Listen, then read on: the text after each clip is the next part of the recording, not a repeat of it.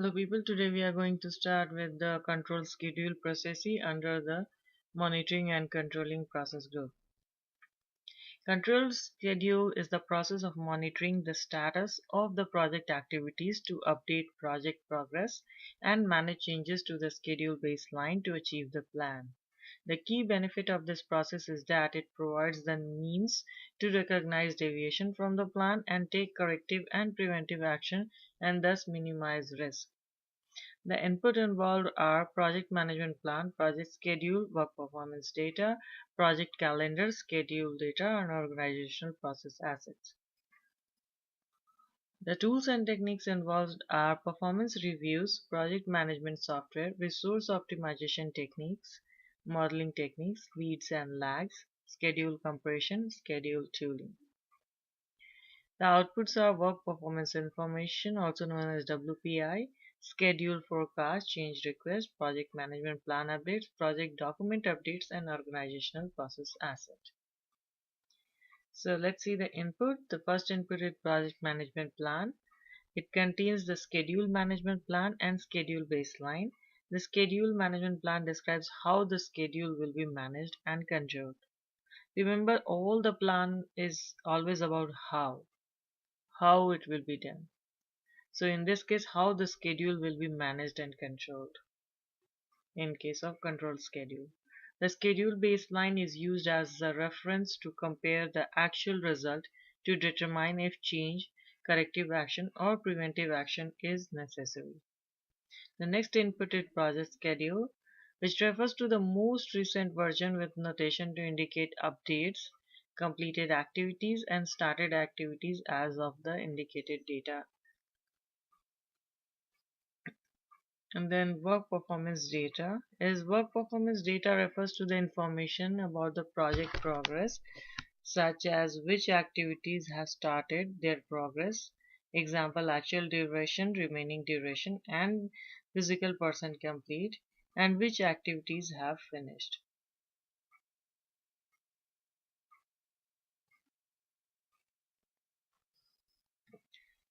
The next input is project calendars. A schedule model may require more than one project calendar to allow for different work periods for some activities to calculate the schedule forecast.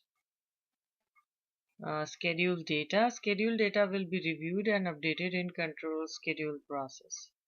Next thing is organizational process asset.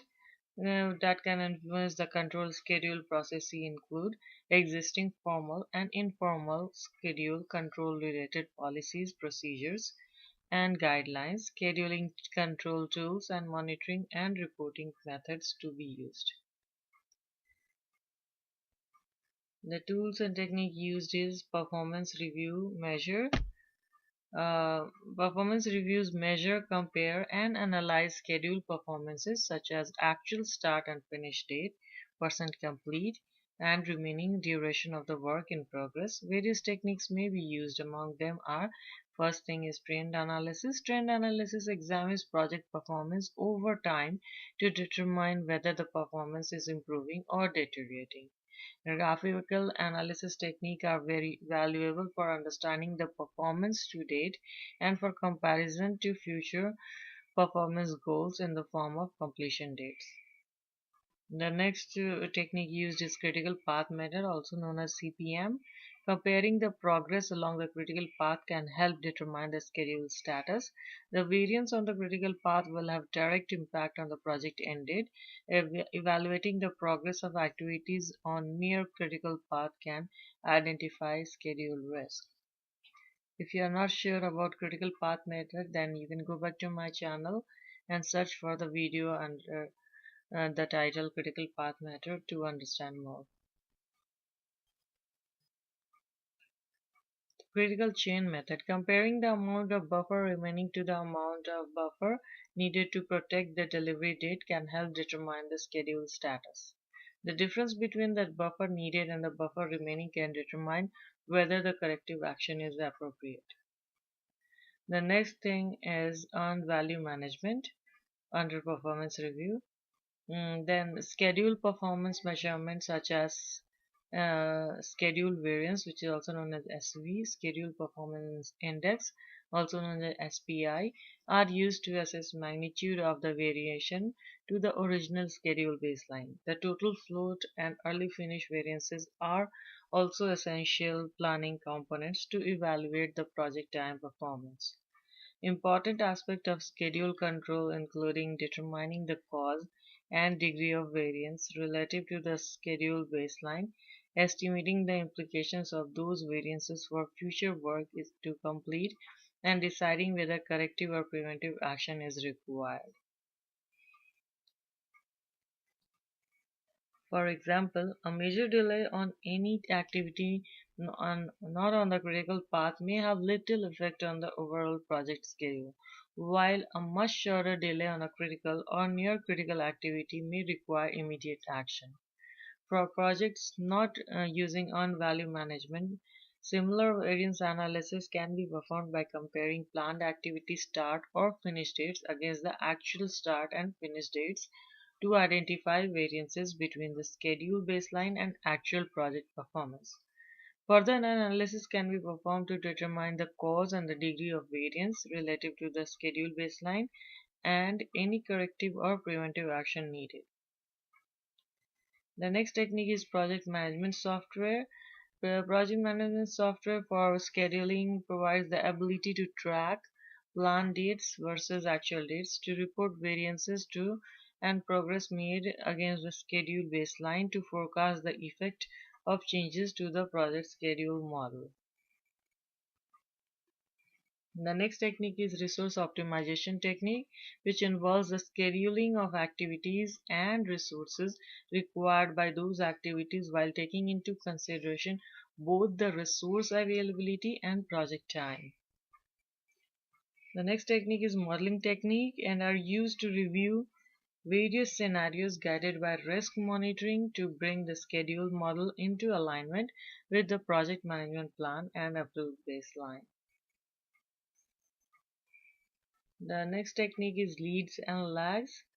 Adjusting leads and lags is applied during the network analysis to find ways to bring project activities that are behind into alignment with plan. For example, on a project to construct a new office building, the landscaping can be adjusted to start before the exterior work of the building is complete by increasing the lead time in the relationship. Or a technical writing team can adjust the start of editing the draft of a large document immediately after the document is completed by eliminating or decreasing the lag time. So if you want to learn more about leads and lags with example, you can go back to my channel and search for the critical path method video, and you will be able to learn more on this topic with examples. Schedule compression is the next technique.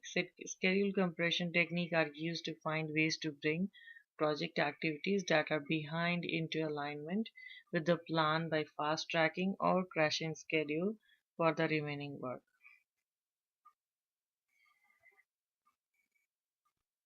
The next technique is scheduling tool. Scheduling data is updated and compiled into the schedule model to reflect the actual progress of the project and remaining work to be completed. The scheduling tool and the supporting schedule data are used in conjunction with manual methods or other project management software to perform schedule network analysis to generate an updated project schedule. Let's learn about the output. The first output is WPI, the calculated SV and SPI time performance indicator for WPS component. In particular, the work packages and control accounts are documented and communicated to stakeholders. The next output is schedule forecast. Schedule forecast are estimates or predictions of conditions and events in the project's future based on information and knowledge available at the time of the forecast.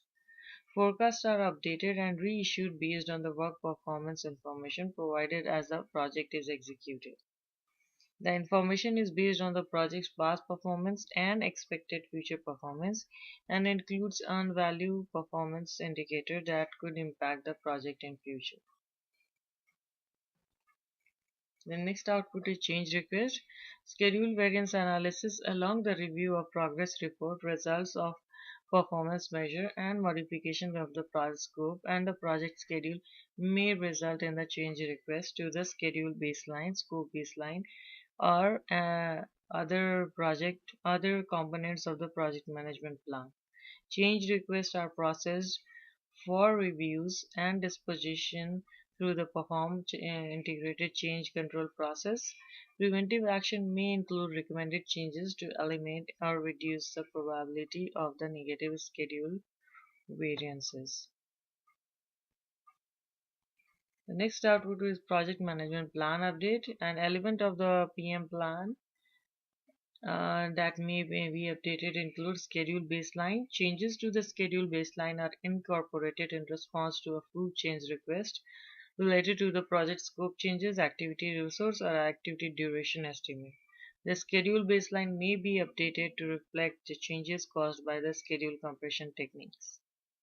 Then schedule management plan that may be updated to reflect the change in the way the schedule is managed.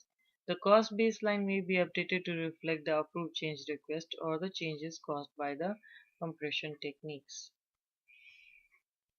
The next output is project document updates, and it may include schedule data. New project schedule network diagram may be developed to display approved remaining duration and approved modification to its schedule.